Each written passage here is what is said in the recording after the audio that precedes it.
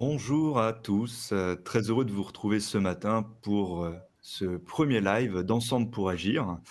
Ce format un petit peu innovant que nous avions lancé sous une autre identité il y a quelque temps et que, nous sommes heureux de vous proposer à nouveau aujourd'hui, pour un thème en plus que vous appréciez puisque c'est un thème de fiscalité et de patrimoine et nous avons le plaisir d'accueillir aujourd'hui, notre partenaire, Laplace. Laplace qui, est le nouveau nom, la nouvelle identité d'Experts, et Finances que vous connaissez, très bien au sein de la profession, avec 2 intervenants qui sont, Charlotte Pruvot et Vincent Milinaire, hein, donc 2 ingénieurs patrimoniaux de Laplace.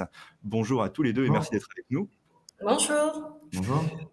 Et donc aujourd'hui, ce matin, nous allons aborder, un thème sur la gestion de patrimoine via une structure à l'IS.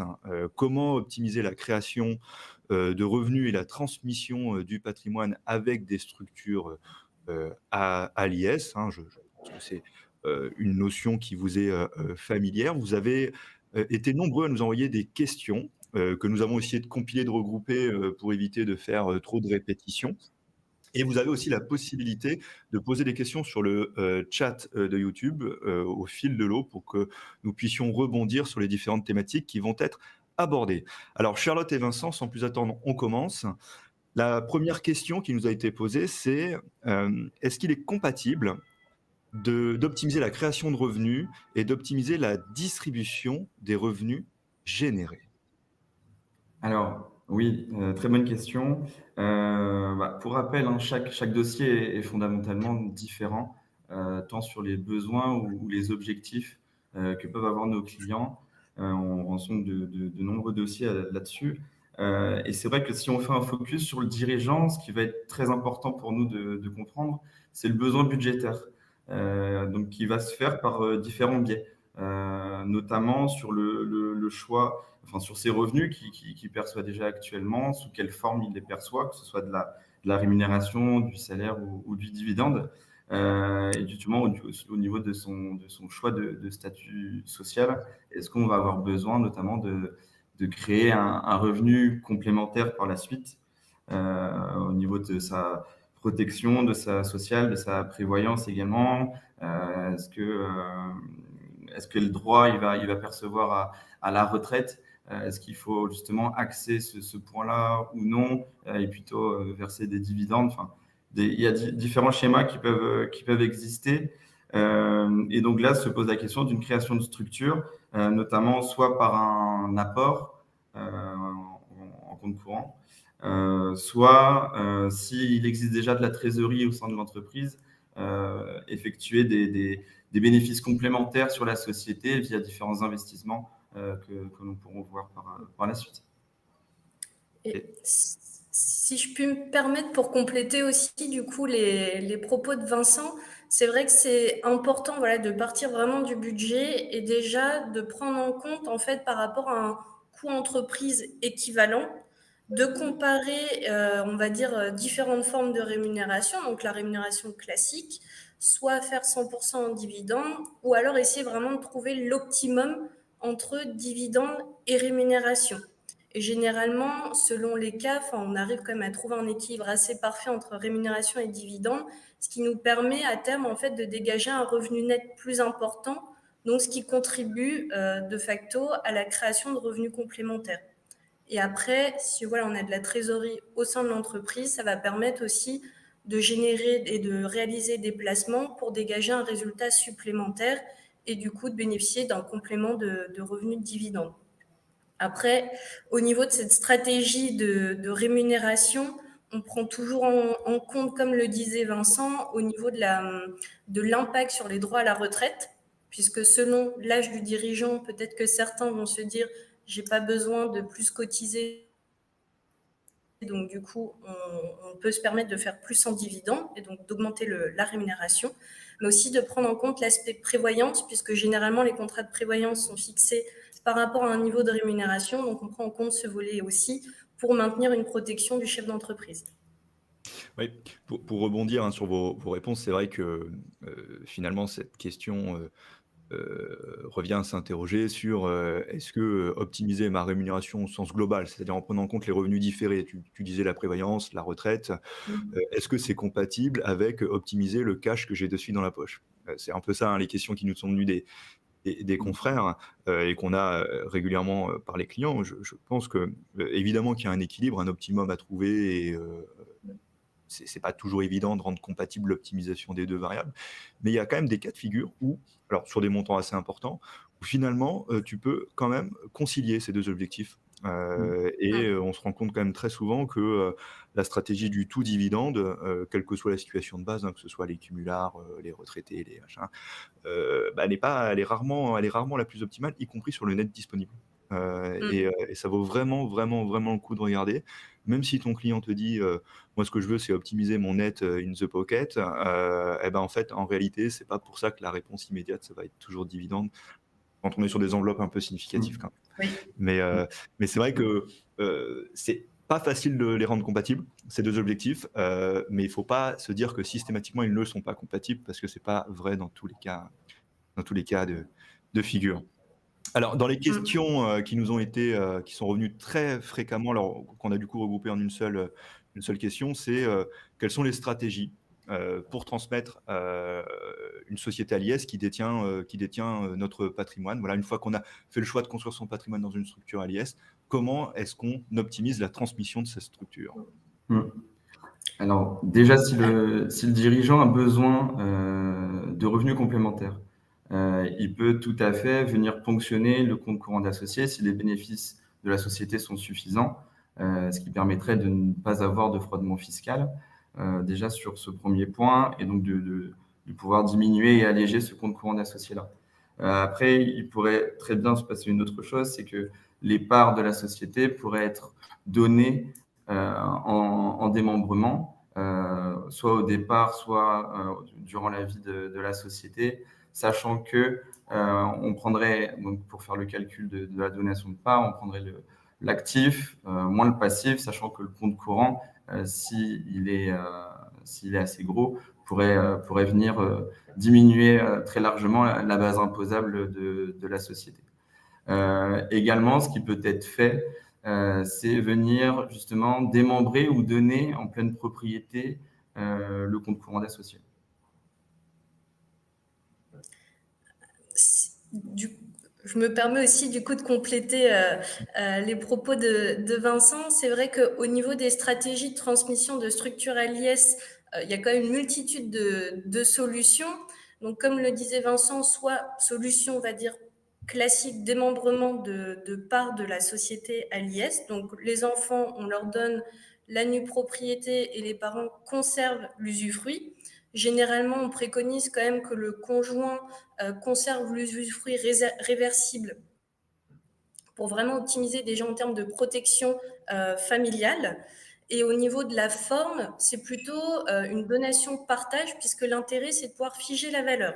Et du coup, d'éviter de créer un déséquilibre au niveau des enfants par rapport à la succession à venir. Et comme le disait Vincent, c'est vrai qu'on préfère le faire soit au début au niveau de la société, s'il y a de l'endettement, donc en termes de transmission, le coût peut globalement revenir quasiment à zéro. Après, si on a déjà une structure vraiment existante où on a quasiment plus d'endettement, se pose la question en fait de la vente à soi-même. Donc, on a une structure où on revend les biens immobiliers à une nouvelle structure, comme ça on recrée de la dette et du coup on repart sur une valeur plus faible. Alors après, il y a quand même des points à vérifier en amont et la faisabilité, mais c'est vrai que c'est une stratégie qui peut être mise en place. Et après, une aussi toute simple en termes de stratégie, c'est lorsque on a un capital et qu'on souhaite le transmettre à ses enfants. Donc pour l'instant, on n'a pas de structure, mais l'idée, c'est vraiment de créer une société à l'impôt sur les sociétés avec un capital faible, où là, on peut mettre les enfants majoritaires, donc par exemple 95% et les parents 5%. Et là, les parents, comme ils disposent d'un capital, peuvent faire un apport en compte courant d'associé, ce qui va permettre du coup à la structure d'avoir des liquidités pour réaliser des acquisitions, que ce soit financiers, immobiliers, et pouvoir générer du coup un résultat. Au niveau, on va dire, de cette configuration, globalement, il y a trois gros intérêts. C'est déjà pour les parents du fait qu'il y a un compte courant d'associés, ils vont pouvoir se le rembourser, donc avoir du coup des revenus complémentaires. Alors, au niveau des calculs, on va dire en moyenne, on peut avoir un revenu complémentaire sur 25 ans. Donc, ce qui reste intéressant pour les parents, même pour se projeter au niveau de la retraite, avec une fiscalité qui est quand même assez attractive, puisque là, on aura juste l'impôt sur les sociétés, puisque du coup, ça, vous le savez, le remboursement de CCA, du coup, c'est net d'impôt à titre personnel. Et l'intérêt aussi pour les parents, c'est de pouvoir conserver la maîtrise du capital, puisque du coup, là, tout va jouer aussi dans la rédaction des statuts pour essayer justement de bien ficeler les choses pour qu'ils conservent un pouvoir sur la gestion du coup de la société. Et troisième intérêt de cette stratégie, c'est notamment, comme répond la question, au niveau de la transmission. Donc l'idée, c'est qu'à terme, cette société revienne sans payer d'impôts supplémentaires au niveau des enfants. Et ça se fera une fois que le compte courant d'associé sera totalement remboursé. Oui, et si je peux même rajouter, c'est qu'au niveau du démembrement qui sera fait au départ sur cette société-là, les 95% peuvent être très bien donnés en pleine propriété comme un usufruit, suivant l'âge des parents. Si les parents font une structure à l'âge de 40 ans, peut-être qu'arrivé à 65 ans à la retraite, ils auront toujours besoin de revenus complémentaires et garder l'usufruit peut avoir un sens. Alors, il y a notre ami Gilles Doriac qui a toujours des questions très pertinentes, hein, parce que c'est un excellent confrère et brillant confrère qui nous demande, et donc si je suis passé par une holding à l'IS pour gérer mon patrimoine, est-ce que je peux faire du trail? Alors Gilles connaît la réponse, hein, mais il aime bien nous aider à pousser nos développements. Rappelons qu'une holding est éligible au Dutreil dans 2 cas de figure. Un, si elle est animatrice. Évidemment, si elle est animatrice, ça sous-entend qu'il y a quand même des activités opérationnelles dans les filiales. Donc une holding qui ne détiendrait que des SCI ou que de l'immobilier, ça n'est pas évidemment éligible. Et puis si c'est une holding patrimoniale avec de l'immobilier, avec des SCI, avec du cash, mais qui détient quand même des filiales opérationnelles en dessous, si les autres conditions sont respectées, alors le Dutreil sera possible en effectuant une espèce de prorata. D'accord. Dans le cas de la holding animatrice, j'arrive à englober l'ensemble du patrimoine dans le Dutreil, ce qui est quand même un avantage pas neutre du tout. Maintenant, on sait que les conditions pour être reconnu holding animatrice sont quand même très compliquées, a fortiori dans les TPE, PME.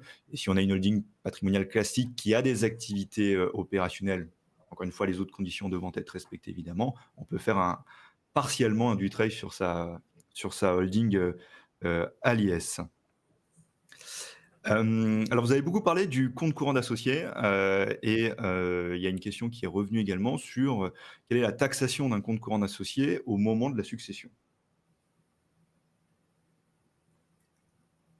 Du coup, au Charlotte? niveau du compte, oui, pas de souci. Du coup, donc en cas de décès, en fait, le compte courant d'associé fait partie en fait de l'actif de la succession. Donc globalement, en fait, il sera soumis au barème progressif des droits de succession. Donc, par exemple, le barème entre parents et enfants, globalement, il va de 0 à 45%, selon du coup le montant de l'actif. Donc, ça peut être très confiscatoire. C'est pour ça que, on va dire entre guillemets, il y a 2 possibilités pour résoudre cela. C'est soit on a besoin de revenus complémentaires et on a la possibilité de se rembourser progressivement le compte courant d'associé. Dans ces cas, il ne faut pas hésiter sans mettre bien sûr en difficulté la société. Comme ça, on sait qu'une fois que le compte courant d'associé est remboursé, là, on n'a plus de sujet au niveau de la succession et donc plus de taxation du CCA, puisqu'il n'existe plus. Par contre, dans le cas où on a un CCA qui est beaucoup trop important, et là on sait que globalement, si on fait une projection des flux, il ne pourra jamais être remboursé, il y a 2 possibilités. Soit on se dit que notre chef d'entreprise va quand même avoir besoin d'un complément de revenu, où là on sait qu'on ne paiera pas d'impôt sur le remboursement du CCA. Dans ces cas, ce que l'on peut faire, c'est se dire, voilà, on calcule l'espérance de vie de notre chef d'entreprise, on se dit que je sais pas, il lui reste 10 ans et on sait qu'au niveau des flux, on va pouvoir lui rembourser 10 ans de compte courant d'associé. Par contre, les 10 années, on va dire, restants si on fait le prévisionnel de compte courant d'associé ne pourront pas être remboursés. Là, on peut faire une donation de ce compte courant d'associé, par exemple, en pleine propriété aux enfants. Donc, ce qui permettra, au décès du chef d'entreprise, s'il a consommé sa partie, les enfants, eux, auront du coup un compte courant d'associés à leur nom qui pourront ensuite consommer plus tard et du coup avoir des revenus complémentaires à titre personnel. Si on prend plutôt le cas où là, les parents n'ont pas forcément, ou le chef d'entreprise n'a pas forcément besoin de se rembourser le compte courant d'associé, on peut prévoir une donation en démembrement. Donc, se dire que notre chef d'entreprise va conserver l'usufruit de son compte courant d'associé. Donc là, il pourra juste retirer les intérêts générés par le compte courant d'associé. Et par exemple, ses enfants, la nue propriété. Et dans cette hypothèse, s'il y a un décès, le compte courant sera directement transféré aux enfants. Alors, il peut y avoir du coup quand même un frottement fiscal puisqu'on passe par une donation selon le montant. On est sur les mêmes barèmes de droits de donation de 0 à 45% en termes de taxation. Mais comme on a les abattements donc de 100 000 euros par parent et par enfant, ça va déjà permettre de diminuer, notamment aussi si on passe en termes de démembrement. Donc, autant transmettre le plus tôt possible que d'attendre le décès et d'être plus fortement fiscalisé. Très clair. Alors, et rappelons quand même que donc le compte courant d'associé est un actif, et que donc il est taxable, hein, c'est ce que tu as expliqué. Ce que tu as expliqué. Un des cas qui est un cas, je rebondis là-dessus parce que c'est un cas que j'ai vu il n'y a pas très longtemps à l'OREP. Catherine Orlac, qui est l'ex-présidente de l'OREP, avait fait une conférence très intéressante sur comment on gère un démembrement sur un compte courant d'associé post-succession.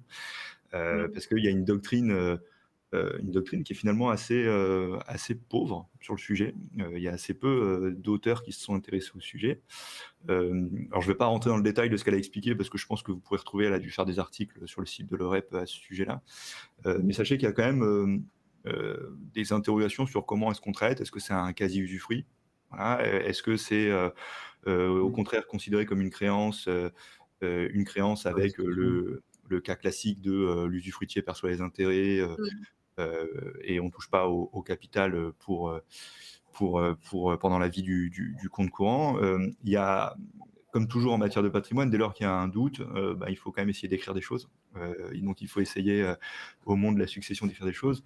Le quasi-usufruit étant pas une mauvaise solution, hein, a priori, mais sous-entendant quand même quelques conditions, notamment en termes de disponibilité du compte courant. Puisque s'il n'est pas disponible, ça semble quand même compliqué d'expliquer que c'était un quasi-usufruit. Voilà, donc je ne m'étends pas là-dessus parce qu'il y a des articles très intéressants de Catherine Orlac. Pour ceux qui s'intéressent au traitement post-succession d'un compte courant démembré, il y a des positions doctrinales, il y a en gros deux positions doctrinales qui méritent d'être étudiées et qui peuvent mener, en fonction de la situation, à des choix relativement différents. On avance un petit peu dans les questions. Dans les questions qui sont revenues fréquemment, on va être sur le cas de la SCI à l'IS, hein, le cas classique. On a fait le choix de l'IS, donc on connaît, hein, le principe. Le choix de l'IS permet d'amortir le bien, donc d'être moins taxé, de ne pas être en revenu foncier, d'être à l'IS, taux d'IS plus bas, une base plus basse, etc. Mais à la sortie, c'est compliqué. Et donc, les confrères nous demandent si vous avez des solutions pour sortir de cet enfer qui est la taxation de la plus-value à l'IS dans une SCI, et de façon plus générale, même le sortir, ce cash, puisqu'une fois que tu as payé l'IS sur la plus-value, il faut encore le sortir. Voilà. Donc, est-ce qu'on a des solutions brillantes chez la place pour désencapsuler le cash issu d'une SCI à l'IS? Alors, Vincent, tu me dis si tu veux intervenir Non, ou non, non. vas-y, Charlotte. Du coup, alors ça, c'est vrai que quand on est dans une structure, donc SCI à l'IS, bon, là, il n'y a pas de miracle globalement. En effet, pour sortir la trésorerie, il faut passer par une distribution de dividendes. Donc, on est taxé au moment de la vente, au moment de la sortie. Enfin, c'est double peine à la sortie. Impôt sur le revenu, bon, ça, tout le monde sait les avantages plutôt à la sortie. Donc, il y a deux stratégies aujourd'hui pour essayer d'être vraiment dans le meilleur des deux mondes. Ça veut dire en cours de vie, à l'impôt sur les sociétés. Donc, du coup, diminuer ma pression fiscale et au moment de la sortie, de bénéficier des plus-values immobilières des particuliers, donc une exonération potentielle au bout de 30 années de détention. Donc là, on a une stratégie qui est liée à une forme de société, qui est le système de la SCS, donc de la société en commandite simple, Et on a aussi un deuxième mécanisme qui est la cession d'usufruit temporaire de part de SCI. Pardon, je vais y arriver. Du coup, voilà, ces deux montages, selon du coup la configuration, donc le type de bien, les objectifs du dirigeant peuvent être mis en place. Alors après, c'est des montages un peu plus complexes que si on achète le bien, on revend dans une SCI IR ou IS. Donc il y a quand même des précautions en amont à prendre, mais c'est vrai que ça permet vraiment de concilier ces deux mondes parallèles. Alors je ne sais pas si vous voulez qu'on rentre dans le détail ou... Non, non, mais je pense que tu as répondu de manière assez claire. Précisons quand même qu'une SCI à l'IS, étant une société à l'IS, relève donc du régime des plus-values, enfin au niveau de ses titres, des plus-values sur valeur mobilière, ce qui signifie qu'il y a quand même des stratégies de sortie du cash qui peuvent exister et qui passent notamment potentiellement par des donations, réduction de capital. Voilà. Ce qui n'est pas nécessairement le cas avec les SCIR. Donc il y a quand même cette solution-là qui permet d'atténuer, alors non pas la plus-value à l'IS qui elle restera malheureusement taxable, mais à partir du moment où tu as amorti, j'ai plus vraiment de solution pour toi. Mais par contre, sur la sortie, l'extraction du cash, le cash out, au moment où en plus tu sors le cash, il reste cette solution qui est quand même une solution très efficace, mais qui doit être anticipée, de la donation préalable à une réduction de capital. Et je le dis, il faut anticiper parce que clairement, tous ces sujets de réduction de capital sont un peu dans l'œil du viseur en ce moment. Donc là, donnez-vous du temps entre le moment où vous donnez et le moment où vous allez faire votre réduction de capital. Sans faire mon auto-promotion, j'avais écrit un petit article dans la revue Fiduciaire il y a quelques mois. Voilà, si vous voulez compléter cette étude. Mais voilà, c'est objectivement le seul moyen de diminuer la douloureuse. Par contre, si vous cherchez une solution pour payer 0 impôt sur vos plus-values à l'IS au moment de la revente, là, dans l'immédiat, il n'y en a pas réellement qui existe. Il y a mon ami Gilles qui pose la question, mais il est vraiment là pour nous embêter. Pourquoi est-ce qu'on fait une SC à l'IS? Si on est à l'IS, est-ce qu'on ne ferait pas directement une SARL? Je vous propose qu'on ne réponde pas à cette question très polémique de sa part, parce que je connais parfaitement son opinion sur le sujet. Vincent, je ne sais pas si tu veux prolonger la réponse, parce que ouais. Non, c'était au niveau de l'apport d'usufruit temporaire à une société à l'IS. Attention à l'abus de droit. Il y a eu beaucoup d'articles et de jurisprudence à ce sujet-là. Si l'apport temporaire de l'usufruit à une société à l'IS, simplement dans le but de neutraliser des revenus fonciers, attention. Normalement, il doit y avoir une réelle activité économique qui doit avoir lieu et que ne soit pas simplement une coquille usufruitière qui a été effectuée, quoi. Donc ça, c'est... Il y a encore un article qui a apparu là en février 2023 à ce sujet-là. Donc voilà, c'est une stratégie, quoi. Toutes les opérations, liées à des CTU, des transmissions d'usufruit temporaire, qui ont été remis en cause, ont souvent été remis en cause sur la base de fictivité, en fait. Et donc, c'est ce que tu décris, c'est si tu crées une société à l'IS juste pour porter de l'usufruit de part de SCI et en fait éviter les revenus fonciers, tu es en plein dans le champ de viseur, de l'abus de droit, quoi, clairement. Après, c'est vrai. Juste, il y a Stéphane qui demande si on peut rentrer dans le détail. Alors Stéphane, le détail de quoi? Parce qu'on a évoqué beaucoup de sujets. Et pendant que tu écris, je laisse la parole à Charlotte. C'est du coup pour justement compléter au niveau de la CUT, c'est vrai que par précaution, comme il y a justement beaucoup de jurisprudence, c'est vrai qu'avant aussi de se lancer vraiment dans la mise en place du montage, on préconise quand même de passer par un rescrit. Comme ça, si l'administration nous donne le go, globalement, ça permet de protéger vos clients et de pouvoir mettre en place ce montage sereinement. Allez, on avance un petit peu parce que l'heure est déjà tardive. Dans les questions posées qu'on a regroupées sous un seul item, une fois que j'ai du cash un peu emprisonné dans ma structure à l'IS, peu importe l'origine, CI, un apport cession, quels sont les investissements que je peux réaliser au sein d'une structure à l'IS? Et je dirais par opposition, quels sont ceux que je ne peux pas faire? Mais il y a différentes classes d'actifs qui peuvent venir être logés dans une structure à l'IS. Notamment, donc après tout va dépendre de l'appétence au risque et aussi du délai du délai, que ce soit court terme, moyen terme ou long terme, qu'on a devant nous pour créer du revenu ou créer du bénéfice. Mais il existe des comptes à terme que tout le monde connaît aujourd'hui dans différents établissements. On peut aussi avoir un contrat de capitalisation dans lequel on va pouvoir venir loger également des produits structurés, des OPCVM, etc. Et ce qui est aussi important et qui aujourd'hui est de plus en plus en vogue, si je peux dire ça comme ça, parce que les performances passées ont été excellentes sur cette classe d'actifs-là, c'est le private equity. Donc l'equity, donc dans l'investissement dans des sociétés non cotées. Ce qui est important, je pense, pour moi, dans une stratégie globale à l'intérieur des investissements qu'on peut faire dans une structure à l'IS, c'est d'avoir différentes poches. Une poche qui va être plutôt, par exemple, obligataire, qui va créer des coupons et du revenu immédiat, mais également une poche plutôt sur le long terme avec un contrat de capitalisation avec des produits structurés à l'intérieur.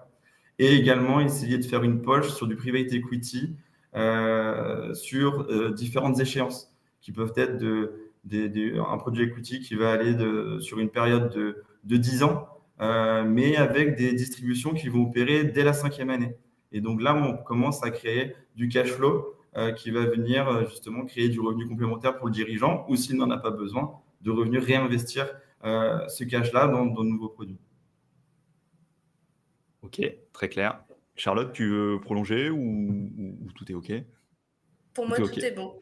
Alors du coup, j'ai reçu des petits messages entre-temps sur le chat, mais aussi en WhatsApp, où on me demande, où on vous demande, parce que alors là, c'est vous les spécialistes plus que moi, de rentrer un peu plus dans le détail sur la stratégie société en commandite simple. Alors peut-être déjà rappeler globalement le fonctionnement très général du schéma avec la différence commandité-commanditaire pour rappeler un peu l'intérêt, et après on ira peut-être dans des détails un peu plus techniques qu'on a abordés avant le début du chat. Pas de souci. Alors, c'est vrai qu'en soi, la société en commandite simple, c'est une forme de société qui existe depuis quand même très longtemps, mais qui a été peu utilisée. Et aujourd'hui, on la redécouvre, notamment dans des stratégies pour l'acquisition ou refinancement de locaux professionnels, ou aussi dans le cadre de transmission d'un patrimoine immobilier familial. Et en fait, l'intérêt vraiment de recourir à ce type de société, c'est, on l'a dit précédemment, mais globalement, c'est pour avoir les avantages de l'IS en cours de vie et d'être à l'impôt sur le revenu au moment de la revente. Et sa particularité, c'est que, en effet, donc on a notre société, la SCS, qui va par exemple acheter un bien immobilier, qui va recourir à un financement pour acquérir le bien immobilier. Et au niveau des associés, c'est là où on aura une particularité, puisqu'on aura d'un côté des associés que l'on appellera les commanditaires. Donc là, généralement, ça peut être par exemple la holding ou bien les parents, où eux, ils ont plutôt un rôle, on va dire, passif, puisqu'ils auront une responsabilité limitée. De l'autre côté, on va avoir des commandités, qui peut être par exemple soit le gérant, ou ça peut être également les enfants. Le commandité, là, il faut faire attention parce qu'un commandité a la qualité de commerçant. Donc, ça va restreindre quand même notre champ de personnes éligibles en tant que commandité. Donc, il faudra que les enfants soient majeurs ou attention aux professions réglementées qui ne peuvent pas avoir la qualité de commerçant. Au niveau de la structuration, si on prend la répartition capitalistique, on va dire entre les deux associés, nous, généralement, on préconise que les commanditaires détiennent à peu près entre 95 et 98% du capital et les commandités entre 2 et 5%. Et là, vous allez voir un peu tout l'intérêt de cette structure. C'est pour ça que je me permets de parler de la répartition capitalistique.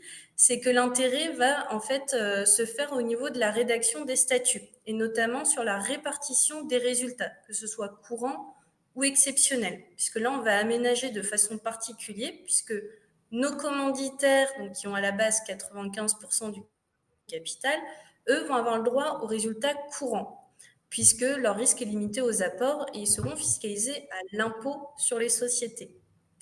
Nos commandités, comme eux, ils prennent un risque plus important, vont avoir le droit aux résultats exceptionnels, donc globalement à notre plus-value au moment de la vente.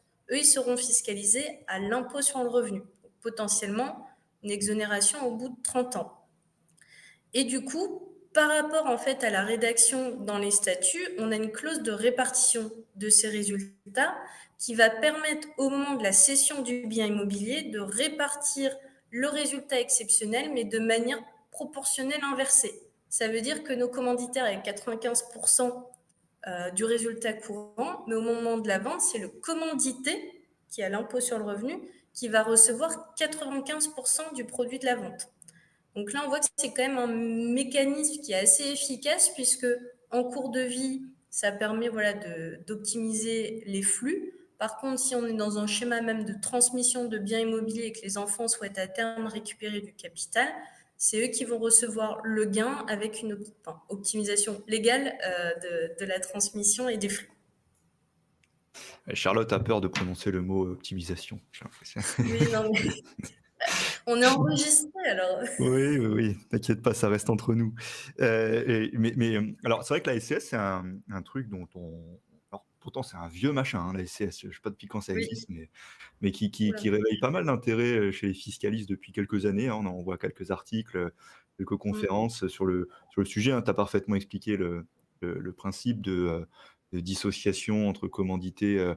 On a d'ailleurs un petit sujet dans la profession en ce moment avec Dracaris, mais je n'en fais pas de polémique. Sur la société en commandite simple, on le trouve dans la gestion de patrimoine, sur des opérations immobilières, hein, avec la possibilité en fait de dire le commanditaire va être à l'IS, donc imaginons potentiellement la société d'exploitation, hein. On va attribuer les résultats courants, donc en fait les loyers, par simple, aux commanditaires qui donc vont être taxés à l'IS. Par contre, les commandités qui sont les associés personnes physiques, eux seront sur la plus-value, résultat exceptionnel. Donc, c'est ce qui permet de vivre à l'IS, mourir à l'IR. On a bien noté que, comme il fallait être commerçant, les experts comptables ne pouvaient pas faire de SCS pour détenir leurs locaux. On en est très triste. Sur ce montage-là, c'est vrai que les vertus qui sont souvent louées par les doctriniens, hein, qui écrivent dessus, c'est le fait que ce caractère hybride de la fiscalité IR-IS, puisqu'en fait, tu es dans une société où tu as à la fois l'IR et l'IS, il est inhérent même à la structure, enfin, il est prévu de base par les Ça. textes, ce qui peut paraître, je dis peu parce que voilà, il faut être prudent s'agissant d'un montage relativement récent et du coup avec peu de jurisprudence, mais peut paraître moins complexe et donc plus sécurisé et moins éligible, je dirais, à l'abus de droit que des opérations plus lourdes. Alors, je vois que Stéphane nous demande de rallonger un petit peu la discussion sur le démembrement, la CTU, la transmission de l'usufruit des parts de SCI. On ne va pas refaire tout le schéma parce que sinon on va exploser le timing. Mais c'est vrai que les doctriniens qui louent les vertus de la SCS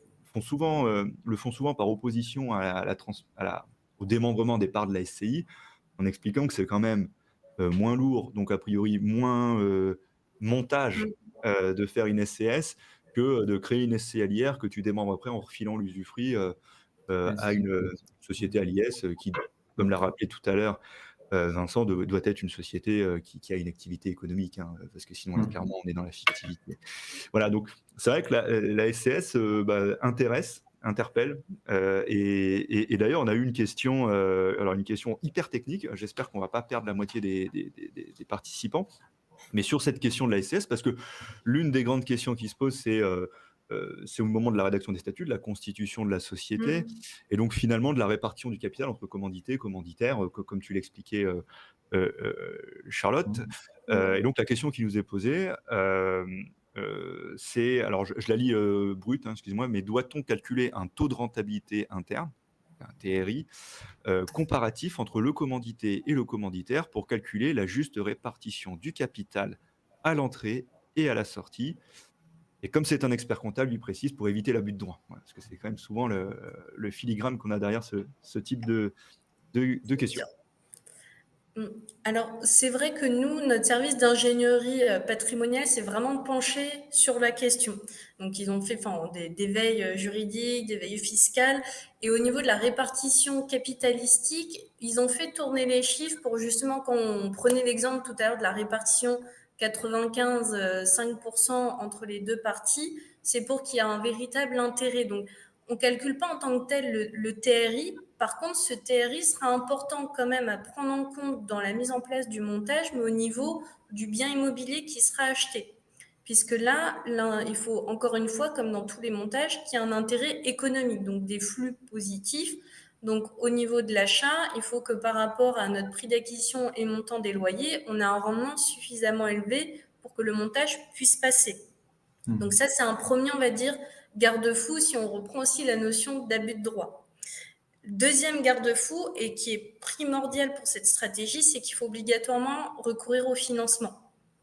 Parce que c'est une des conditions primordiales pour que en fait, la stratégie puisse être mise en place, puisque là, on a une notion de prise de risque et du fait qu'on fasse appel à un créancier extérieur.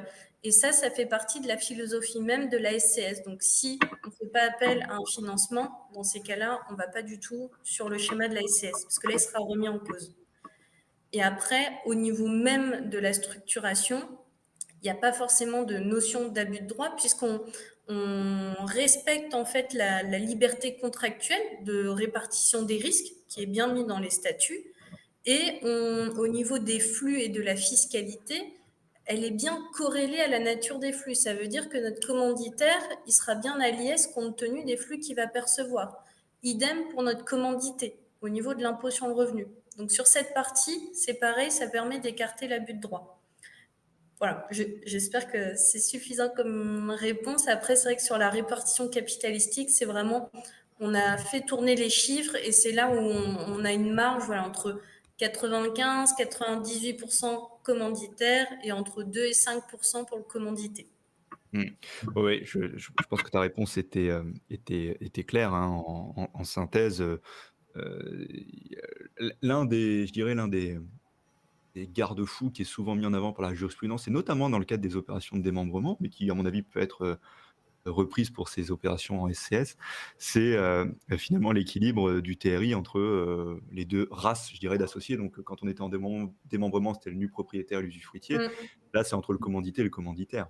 Il faut évidemment qu'il y ait un TRI. Alors, je dis évidemment non, parce que tout le monde n'est pas d'accord avec cette affirmation, mais du point de vue de la jurisprudence, il faut qu'ils aient un TRI qui soit équilibré, en fait, hein, entre les deux, parce que sinon, si tu casses cet équilibre des TRI, c'est quelque part, tu as fait un truc qui n'est pas naturel.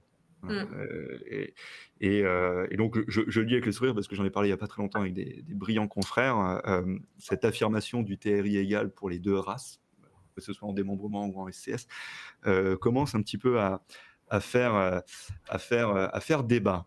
Je regarde rapidement les questions. Tac, tac, tac.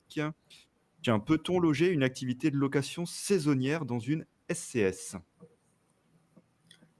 Sachant que, j'imagine que c'est meublé, du coup, hein, Charlotte. Oui, du coup, c'est vrai qu'au niveau des typologies de biens, en fait, si on met de la location saisonnière ou meublé classique, en fait, dans une SCI, ça va être assez neutre. Parce que tout ce qui est location meublée, globalement, c'est déjà un peu traité, par exemple, par la SARL de famille. Donc, c'est pour ça qu'on ne préconise pas forcément de se compliquer la vie quand on est sur de la location saisonnière, autant rester dans des schémas plus classiques. Et pour prolonger un petit peu ce que tu viens de dire, c'est vrai que, en fait, on voit la multiplication des solutions finalement aujourd'hui avec la SARL de famille qui est maintenant quand même à quelques années de succès patrimonial derrière elle, la SCS, la CTU qui est loin d'être morte, puisqu'on a des jurisprudences qui aujourd'hui quand même nous expliquent en quel cas la CTU est tout à fait acceptable et sécurisée. Et donc, comme l'écrit Rémi sur le chat, Rémi Delru, évidemment que toutes ces stratégies, du fait de leur multiplication, nécessitent des études et qu'il n'y a pas une bonne solution pour faire l'investissement immobilier. Aujourd'hui, c'est clair qu'en fonction de l'investissement, en fonction de ta situation, en fonction de tes problématiques de transmission, ce ne sera pas la même solution.